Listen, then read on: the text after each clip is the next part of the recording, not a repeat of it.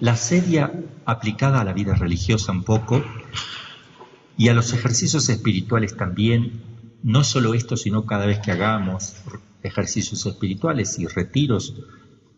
El padre Horacio Boforges tiene un libro, ¿Por qué lloras, mujer?, donde habla de este tema de la asedia y bueno, he extraído un poquito algunas cosas que creo que sería bueno que las escuchemos. Yo voy a leer lo que él pone y voy a ir comentando un poquito acerca de este tema, en forma resumida.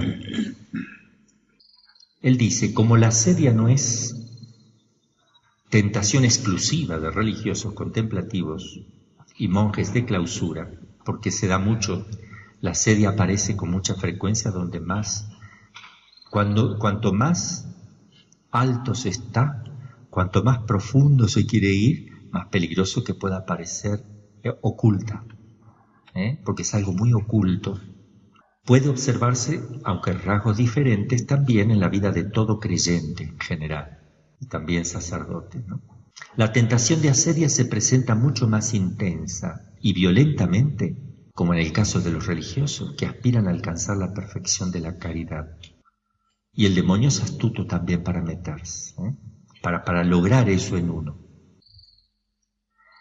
En los religiosos de vida activa, pensemos en el sacerdocio también, la tentación de asedia no se presenta como en los monjes, sino que se disimula bajo las mismas formas de su actividad apostólica. Está como simulada, está como tapada por la actividad apostólica. Por eso es peligroso. La cual, extremada y transformada en activismo, conduce al abandono de la oración y a una efusión pelagiana en la acción, como si de ella fuese a provenir el fruto espiritual. La asedia también es esa especie de pereza espiritual, Es como una envidia en el orden del espíritu, pero también pereza espiritual. Viene como un desgano en la oración, pero muchas veces eso va apareciendo, esa asedia, algo agrio, ácido, que está en lo más profundo del alma, viene porque estamos cayendo en el activismo. Y entonces como estamos así, no soportamos que otros hagan tanta oración, y por ahí vienen las críticas, ¿no? Se la pasan rezando. Entre los religiosos de vida activa y sacerdotes, donde la acción es importante, puede buscarse la dominación y es más fácil aspirar al manejo, al mando, bajo apariencia de bien, ilusionándose en que bajo el propio mando se hará más bien y mucho mejor las cosas. El dominio, ¿no? El mandar, el aparecer organizando. Por fin, como las obras apostólicas implican muchas veces el uso de cuantiosos bienes económicos y materiales, puede cobijarse de este modo fácil e inadvertidamente la codicia y el deseo del lucro en el corazón de los religiosos activos.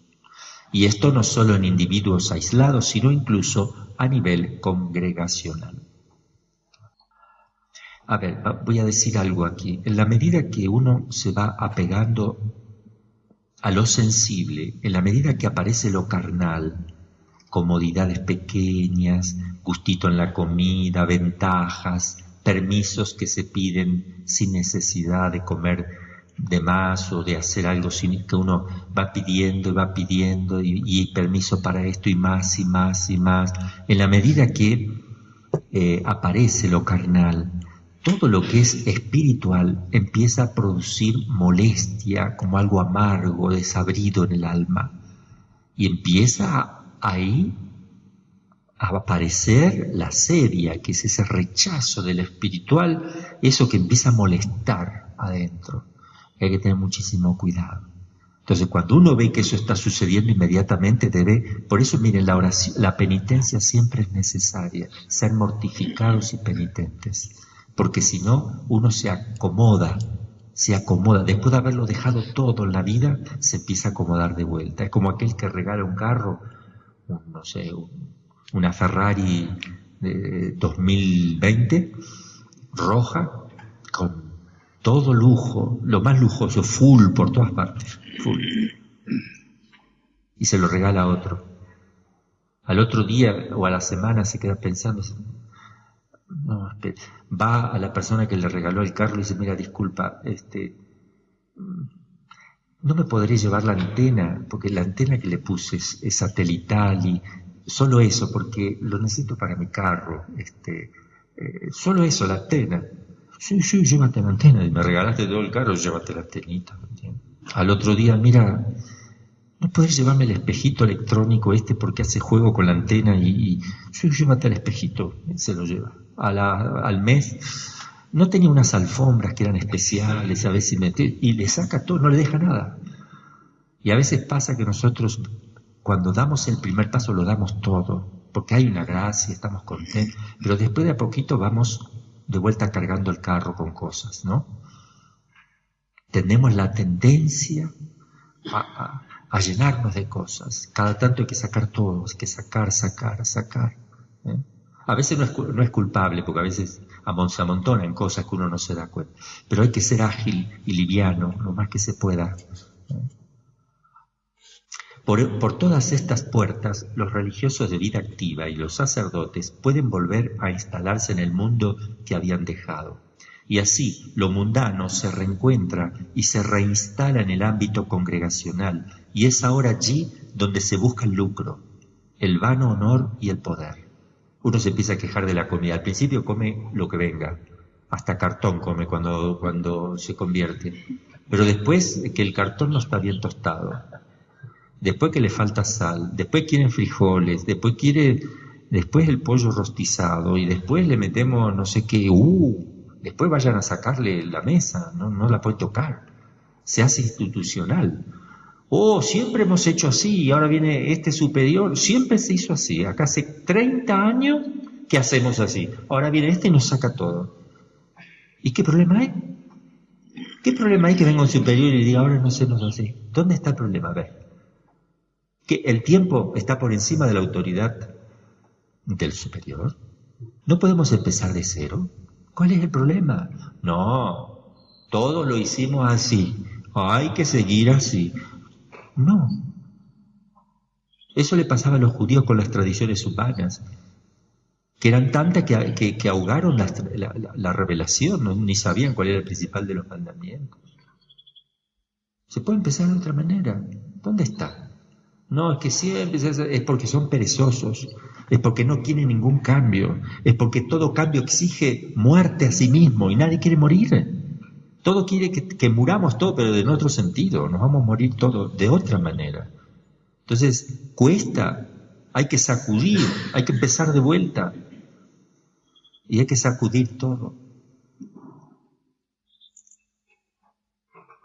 Si yo con los hermanitos, hermana, un añito más y nos vamos todos al bosque a vivir con tiendas de campaña, así como venga, porque si no tenemos un peligro, ¿eh?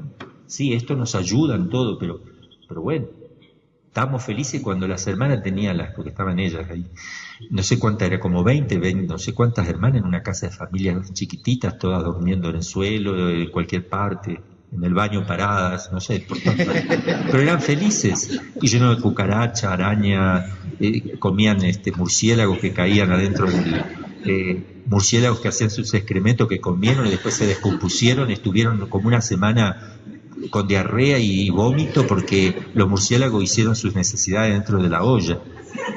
Se los digo de verdad, ustedes se ríen. Y ahora me parece que no, le faltó cocción, ¿verdad? Sí. Entonces todo hay que tener cuidado. Nos envejecemos, el alma no se debe envejecer. El alma no se tiene que envejecer, el espíritu no se tiene que envejecer. Tenemos que agradecer cuando nos permiten purificarnos. Hay que agradecerlo, eso. Y hay que ayudar a los superiores a que pongamos espíritu. Ayudarle. Bien, qué bueno, sí, esto, nos merecemos esto y vamos adelante y vamos a seguir. Es que no, todo así nomás. Eso es asedia.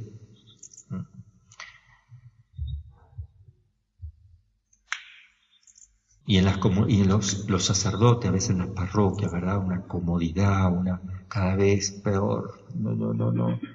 Burguesía, son burgueses, uno le da tristeza, la gente viene, padre, no me confiesa, nunca está el padre, me trata mal, no nos atiende, no nos confiesa, predica cualquier cosa, y así. No predica, o predica cualquier cosa. Nos hace, predica y nos da ganas de no ir más, y no tener fe. Bien, entonces sigo acá, y el padre va a poner un ejemplo. Escuchen este relato. De paso, como son cuentos, creo que llama más la atención.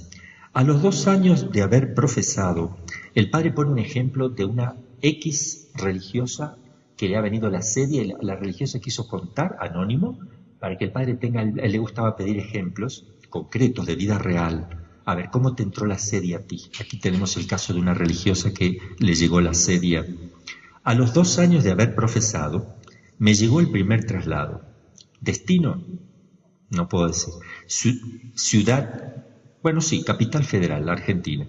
Ciudad que nunca me gustó por la aglomeración de gente, por la misma idiosincrasia de sus habitantes, y porque estando en medio de una multitud uno puede llegar a sentirse angustiosamente solo. Tal es la diferencia para con los que pasan al lado. Creo que inconscientemente trasladé ese rechazo en la mente al plano espiritual, de tal manera que para mi sensibilidad uno era el Jesús provinciano, de la provincia, del campo, donde ella estaba, y otro el de la capital, lleno de gente. Ella ya separó 2 Jesús distintos en su parte espiritual. Para poder rezar necesitaba cerrar los ojos y viajar a la capilla de nuestra casa madre para sentirse bien. No aceptaba el cambio. Y entonces, ¿cómo lo quiso aceptar? Bueno, en espíritu me voy a ir a la otra casa. Así que faltaba venir en espíritu a donde te habían mandado. Es decir, que el cuerpo estaba en un lado, donde la obediencia era con el cuerpo nada más, porque el espíritu estaba allá. Fíjense cómo empezó la serie en esta hermana, Lo redacta muy bien. En la casa madre, y olvidándome de Jesús, el porteño, el de Buenos Aires, el cancherito, el que lo sabe todo, y me imaginaba tener adelante al Jesús del campo, ¿no? Cada vez se me fue haciendo más difícil la oración. El sagrario era simplemente una caja, vacía de contenido y significado, ante la que perdía 1 hora diaria solo porque mis formadores habían insistido siempre en que no abandonara esa hora por nada del mundo. En realidad, lo que me empujaba a perder la hora era más bien la fe en ellas, que no la fe en Dios y en su presencia. No pasó mucho hasta que este vaciamiento alcanzara también a la celebración eucarística y demás actos de piedad. Me resultaba ridículo ese hombre que todos los días se disfrazaba con tanto trapo, para hacer siempre lo mismo, decir siempre lo mismo, y en definitiva nada útil. Me acercaba a comulgar porque recordaba haber estado en mi sano juicio cuando lo hacía con fervor, y que si realmente había algo de cierto en lo que entonces había creído, llegaría el momento en que todo volvería a ser como antes. El sacramento de la reconciliación era una obligación más, y no la más grata, por cierto, pero el que en ningún momento logré ver como mi tabla de salvación. El rosario, rezado en comunidad, era lo más monótono y enfermante del día. Es cierto que lo rezábamos demasiado ligero, pero como a todo lo demás, veía ridículo hacerlo de ese modo. Sin embargo, si por alguna razón debía rezarlo sola, no aprovechaba para hacerlo lenta y devotamente, sino que lo más frecuente era que directamente lo suprimiera. Lo mismo con la liturgia de las horas. Creo que todo esto despertó en mí el deseo de huir de alguna manera. Miren cómo se va hundiendo, ¿no? Y así terminé dejando mi tendencia natural al silencio y a la lectura. Adiós silencio, adiós lectura. Supliéndola con largas tomadas de mate argentino, con las chicas del interior que vivían con nosotras.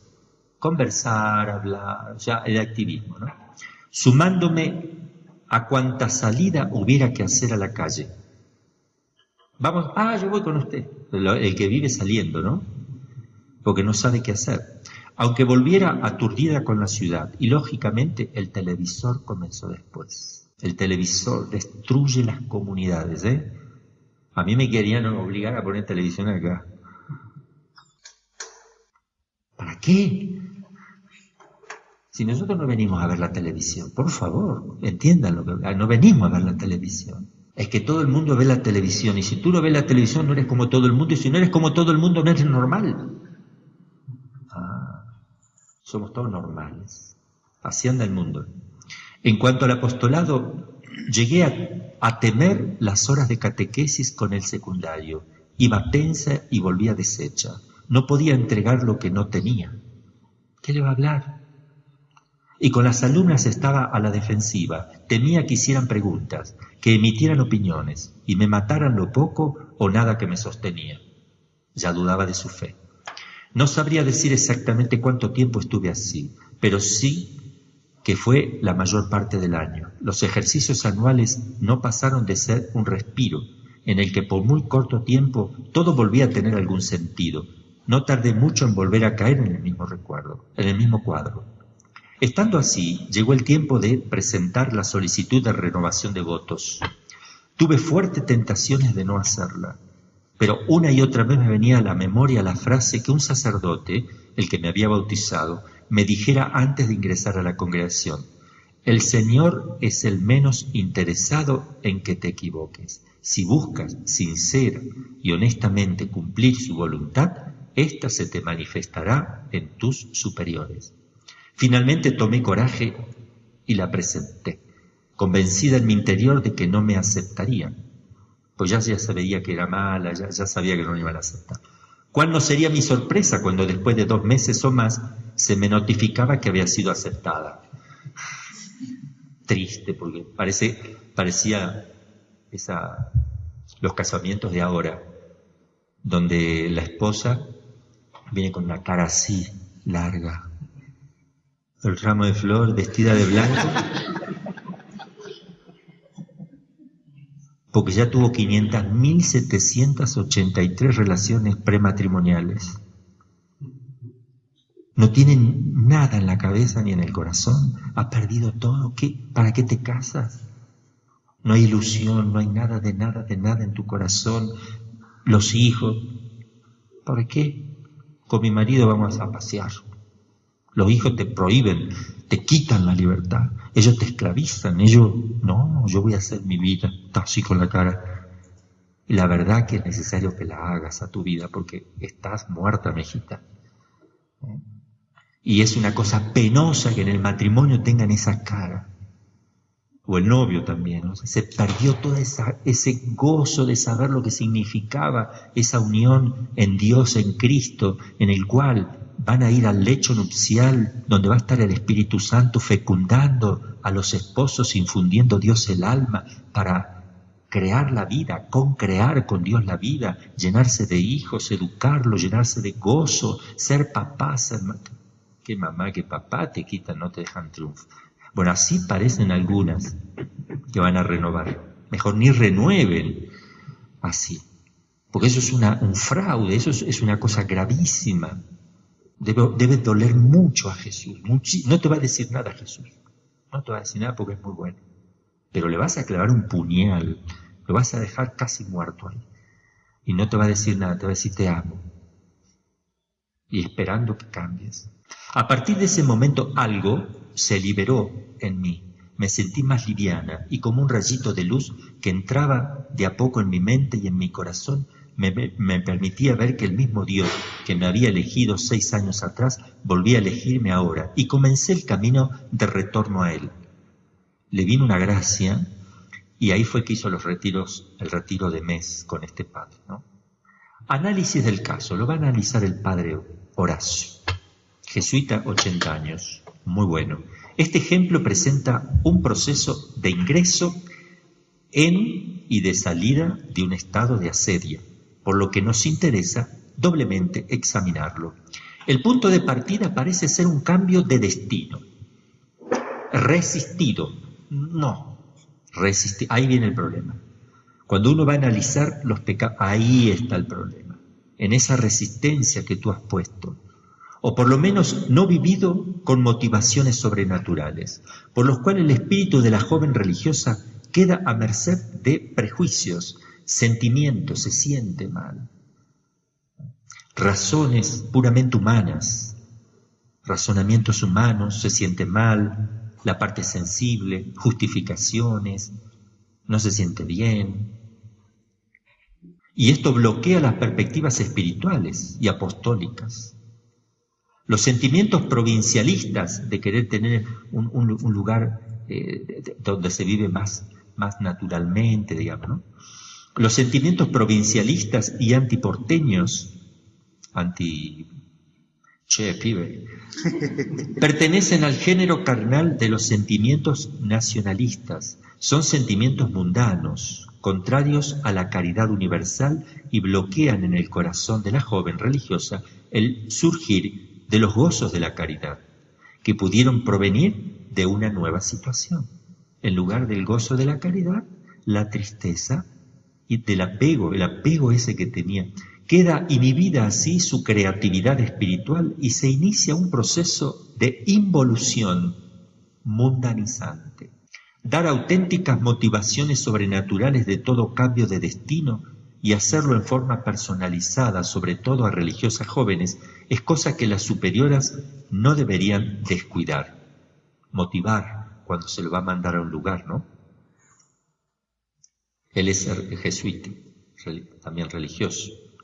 Pero a veces, a nivel congregacional, son cosas que se dan erróneamente por supuestas o se imparten de manera puramente formal y exterior.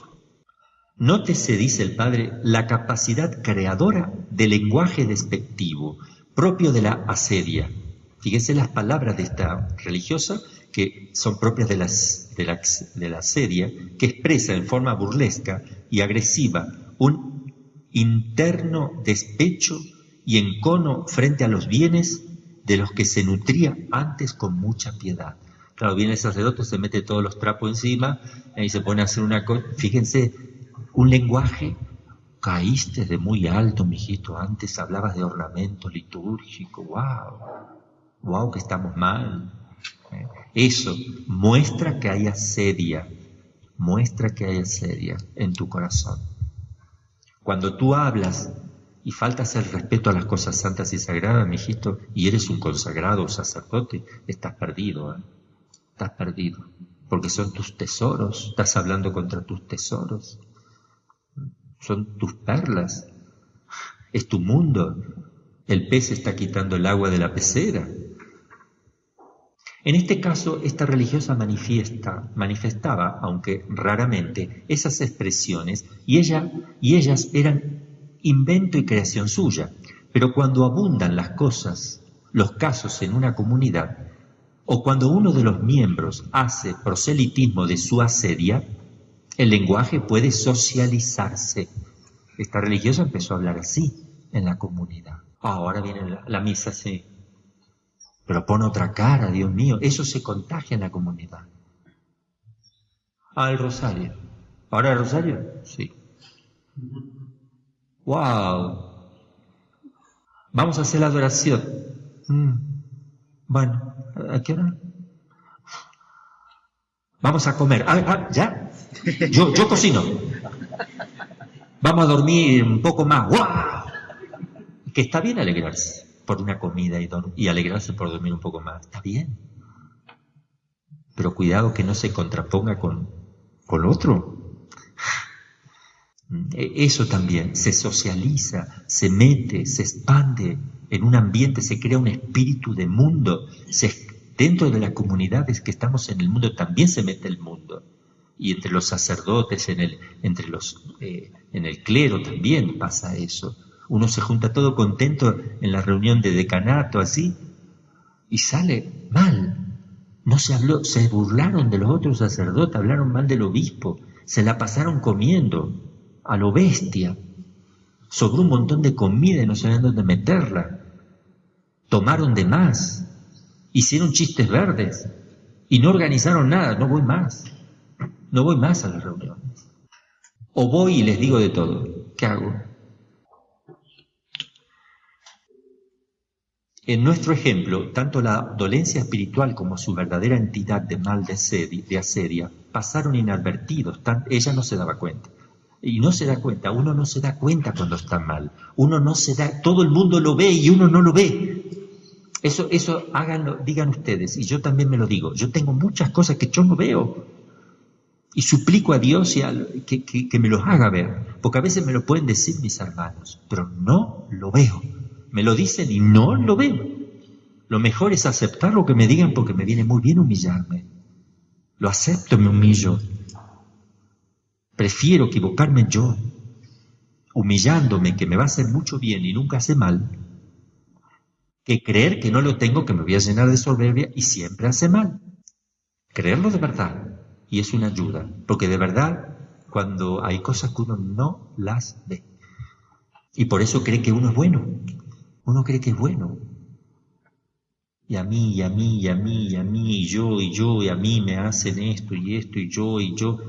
Ah, y también y yo, y después yo. Uno, conclusión. Eres el único bueno. La verdad, no quedó nada. ¡Wow! Traigan incienso. Vamos a echarle incienso. Pero de verdad lo cree, de verdad lo cree. El tema es cuando se te saquen las escamas, como a San Pablo, de los ojos y veas la realidad, te vas a asustar, porque no estás acostumbrado a verte de esa manera. Te vas a asustar, te van a quitar el maquillaje, un poco como esa señorita que vivía maquillándose todo el tiempo, ¿verdad? Le decían señorita, claro, la veían jovencita, todo pintado. Pero un día le agarró una tormenta, una lluvia, quedó como arañada todo el teatro y apareció la vejez, le decían señora, abuela, le decían después. Bien, entonces pasa, se nos va a ir toda esa apariencia, nos va a quedar la realidad, va a llover encima de nosotros, va a venir el agua. Otro ejemplo. Bueno, hay más cositas que yo me las estoy salteando, ¿ven? Otro ejemplo.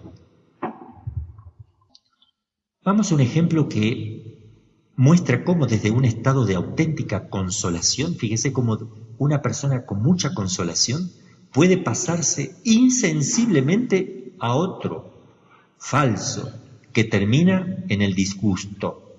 Esto lo relata también una religiosa en los retiros. Y X, ¿no? A terminar de despegarme del mundo había contribuido la visita de 10 días que hice a mi casa al terminar el postulantado y antes de ingresar al noviciado. Durante todo el año del postulantado había extrañado mi casa, mi ciudad, mis amigos. Esto lo pone el padre Horacio, que una dirigida de él. Fui pensando que 10 días iban a ser poco para reencontrarme con todos y con todo. Le dieron 10 días para irse a su casa, antes de hacer los votos.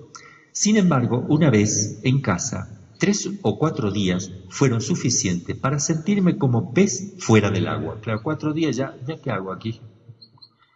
Me molestaba el televisor prendido todo el día, el equipo de música de mis hermanas, la trivialidad de mis amigos y sobre todo la ausencia del Santísimo para quedarme un rato con él a cualquier hora del día.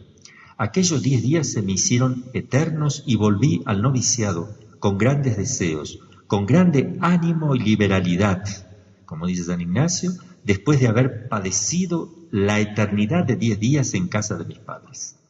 Llegó por fin feliz de vuelta y llena de gozo de haber llegado al monasterio. Bien, durante un tiempo todo fue hermoso. Los ejercicios previos al ingreso a la nueva etapa de formación me habían encendido de fervor y no había cosa que no fuera para mí motivo de gozo. Sentía que en él era, me movía y existía, como dice San Pablo. Sin embargo, poco a poco, sin saber cómo, atención, ni cuándo, comenzó. Empecé a sentir que su presencia me asfixiaba. Ese estar en él, en Dios, que tanto gozo me había causado, de pronto se transformó como una cárcel. Mirara donde mirara, hiciera lo que hiciera, en todo estaba Dios. Era como un aire enrarecido, que a la vez me cerraba las puertas para otros aires. Era demasiado Dios. Me sentí saturada de Dios. Qué feo, ¿no? Qué expresión tan... En ningún momento sentí un rechazo abierto hacia su presencia. Solo quería un poco menos de presencia. La asedia se presenta a menudo así, dice el Padre, como un espíritu que inspira aversión a la comunión, a la oración, en mayor o menor grado, pero no solo respecto de la relación con Dios, sino también de otras relaciones interpersonales.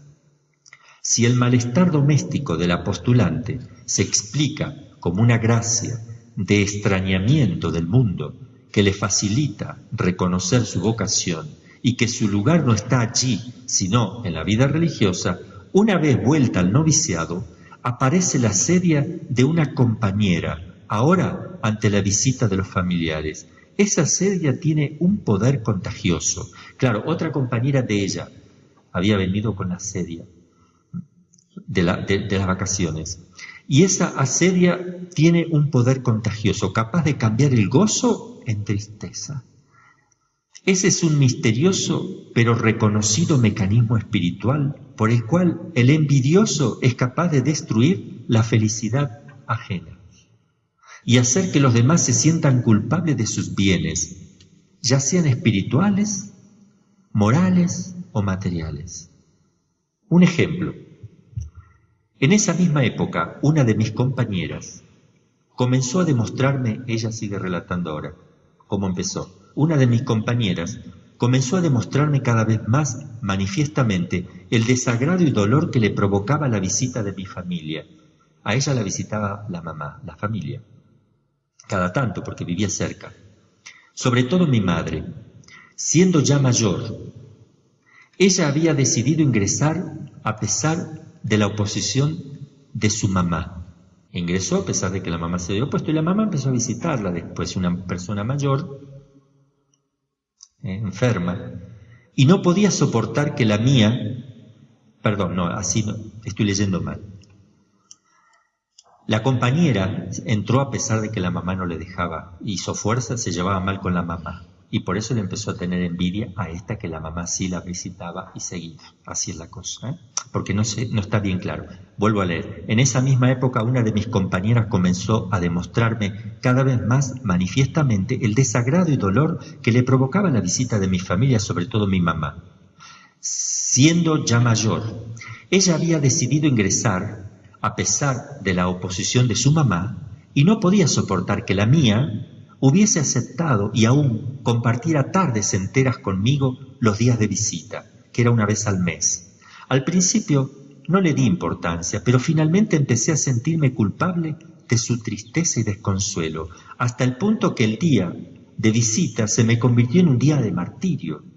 Solo impidió que yo alejara a mi familia el pensar que ellos no tenían la culpa y yo no tenía derecho de provocarles un dolor gratuito. Es decir, que esta hermana manifestaba disgusto cuando venía la mamá de la otra, y a la otra le empezó a molestar la presencia de su propia mamá, porque la cara de la otra y la manera con que le manifestaba descontento se lo transmitió a ella misma.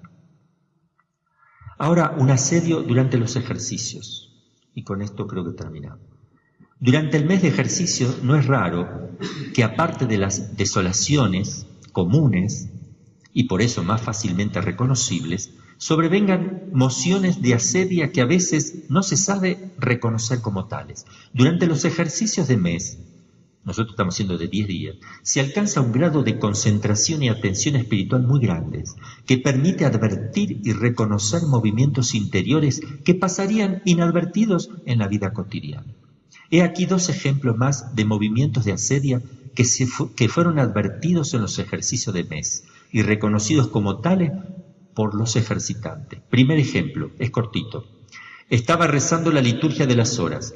Al leer la segunda lectura del oficio de lectura, que era un texto de San Agustín, me sobrevino un marcado sentimiento de fastidio cuando Agustín confiesa haberse abrazado al único mediador Jesús y haber encontrado en él el medio para acercarse a la luz y el alimento que veía tan inalcanzable. Rechacé ese sentimiento por reconocerlo como tentación, oponiéndole una segunda lectura del pasaje, animada con sentimientos de alegría y gratitud.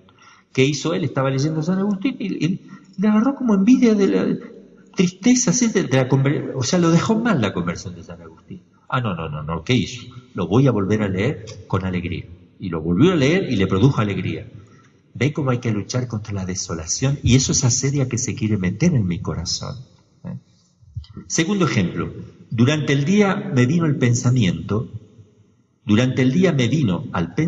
la pregunta acerca de si María había podido tener tentaciones. Hablándolo con el director, este me dijo que no necesariamente la Virgen María hubiese debido tener tentaciones.